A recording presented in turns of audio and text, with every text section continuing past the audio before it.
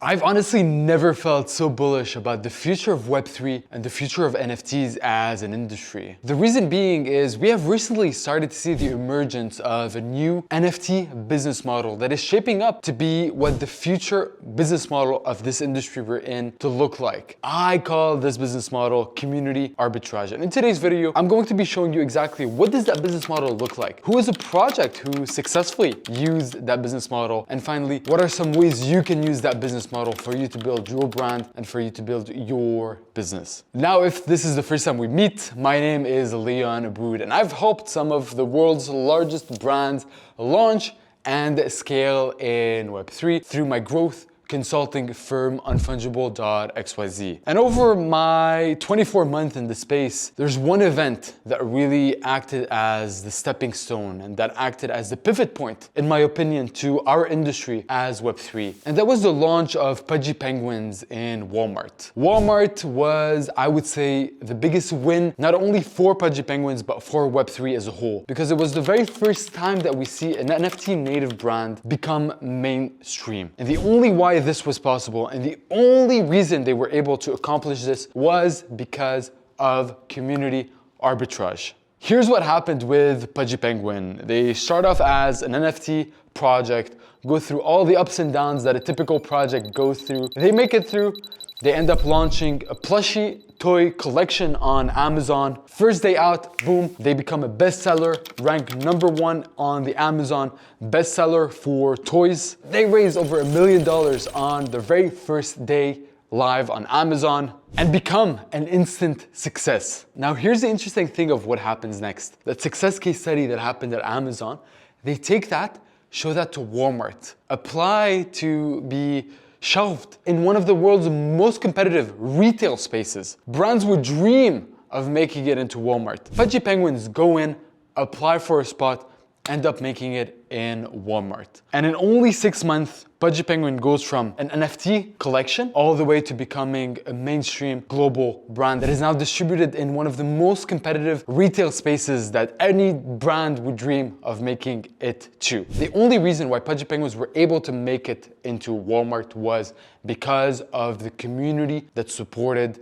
the project early on. It was the community that sold out Pudgy Penguins when they launched on Amazon. It was the community that supported Pudgy Penguins when they launched at Walmart and swept through the aisles to get the penguins. And it is going to be the community that is going to allow Pudgy Penguin to go on its next step, its next evolution. If you are to draw a ladder of what the Pudgy Penguin story looked like, at first it was an NFT project, then made it into Amazon, made it into Walmart, and who knows where it is going to be going next. All of this possible because the community acted as a trampoline, as an accelerant, and as a booster for the brand to break through across the noise, across the hundreds of other toy companies that are also competing for market share. Pudgy Penguins broke through because of the community. And ladies and gentlemen, this is community arbitrage. Community arbitrage. How do you use community as a vehicle and as a tool to jumpstart your brand growth? And here's the beautiful about NFTs and why I say that community arbitrage is the first business model that we've seen with NFTs, is because NFTs allow for the first time ever for incentives between brand and community to be more aligned than ever. With NFTs, if Pudgy Penguin wins, so does the community. If Pudgy Penguin ends up becoming a global brand along the Pokemons and the greatest IP brands that have ever existed, the people who have collected Pudgy Penguins from the early days that own the original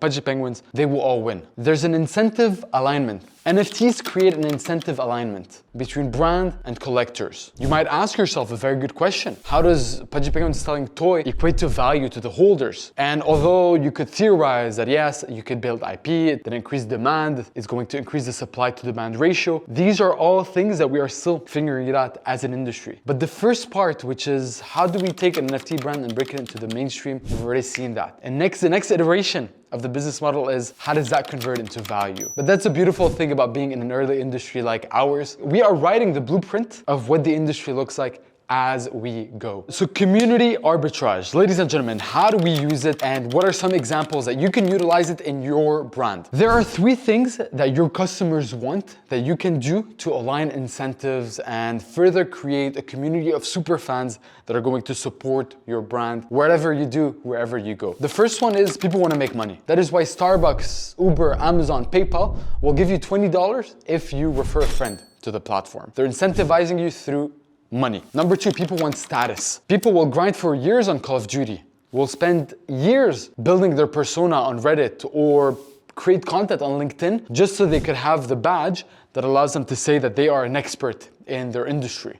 People want status. And finally, number 3, people want utility. People are willing to pay to access certain features that they deem more valuable. For example, people would be willing to pay for Spotify Premium just so they could access the unlimited listening or the ads-free features of the platform. Now, the beautiful thing about NFTs and why I love this technology so much is because it all of a sudden allows us to create a new wrapping around the incentive structure. It does not recreate the incentive structure. It just makes it a lot more appealing because you can now tap into one of these 3. You can incentivize people with money, with status or utility in deeper, more meaningful ways that people will find more interesting. I'll give you a very simple example. Imagine through the use of NFT technology, you could show your support and you could show your loyalty to a certain artist. Imagine you were a music artist and you come out with a new album. You could create quests for your community like, hey, go review my songs, go share my YouTube music video with your friends, and then go like and retweet the latest tweet I made on X. And whoever does these quests, all of a sudden you get a loyalty badge on your social profile, where that all of a sudden can start unlocking special benefits, special utility, or special status to the community members within the ecosystem of the artist. When people care about something and when people have stake in the game, their threshold for action goes down and they are willing to do things more easily, more seamlessly.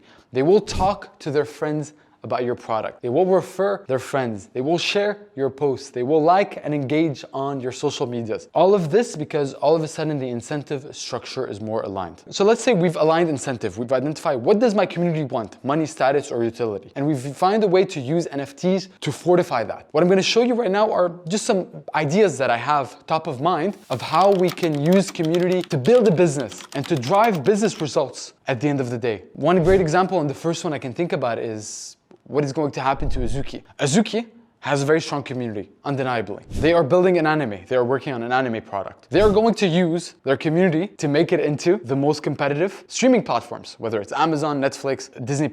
Because of their community, they have the ability to turn any show they put out an instant success. And those 3 platforms, Amazon, Netflix, Disney, are all going to want access to that because they know they're going to be receiving the hundreds of thousands of eyeballs that are going to be coming from Azuki. So again, thanks to community, Azuki is going to be able to break into some of the most competitive gated virtual spaces. Another example, and that's one I already touched on, is if you're a music artist and you drop a new album, how do you incentivize your community to go consume your album and share it so you become a trending artist on Spotify? And all of a sudden outcompeting all the other artists that do not have the community you have. Number 3 thing that every business should have is building out a newsletter, a new method of communication with their audience. How do we use our community to launch and have a successful newsletter right out of the gate? How do we get our first 10,000 subscribers right then and there? I don't know if you know this, but the typical newsletter has the average value per subscriber to be $30. I'll give you an example. The Hustle, a very famous business newsletter, was acquired by HubSpot for $30 million.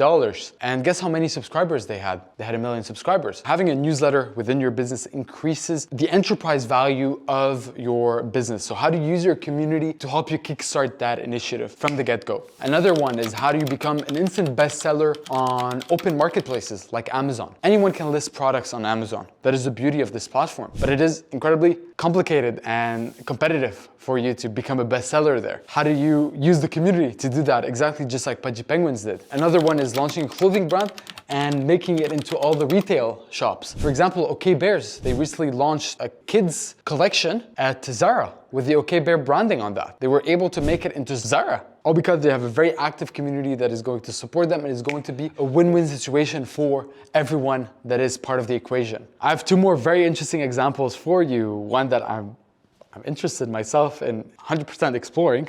That's a teaser for you, but how do you use your community to become an instant New York Times best-selling author? When you launch a book. From the stats I read, it only takes 10,000 sales of a book in the first week of launching for it to be considered a New York Times bestseller. How do you build a community where you incentivize them to go buy your product the week it launches and become an instant bestseller, all of a sudden allowing you to make it into the most competitive retail and bookshops in the world? Again, all thanks to the community. And finally, last idea I have is how do you launch a game and instantly become trending on Steam? I'll give you an example. We've worked with countless of brands that are in the gaming space, many of whom are launching games on Steam. The way people discover new games on Steam is through the ranking, through the top trending games.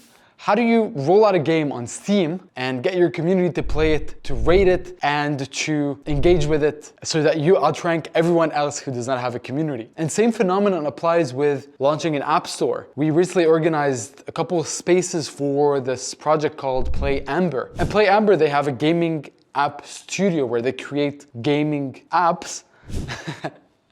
And now, thanks to their Web3 community, they now have a greater ability to ship their games out and make those become instant bestsellers or instant trending on the app store. So this is it, ladies and gentlemen, community arbitrage, the Web3 business model that I'm looking at the most, that I think is going to reshape the way brands and communities come together. It all comes down to two words: aligning incentive. Community arbitrage will only work if you can align incentives with your community. My name is Leon Aboud, and it was an absolute pleasure sharing this time with you today. I shall see you in the very next video. Cheers.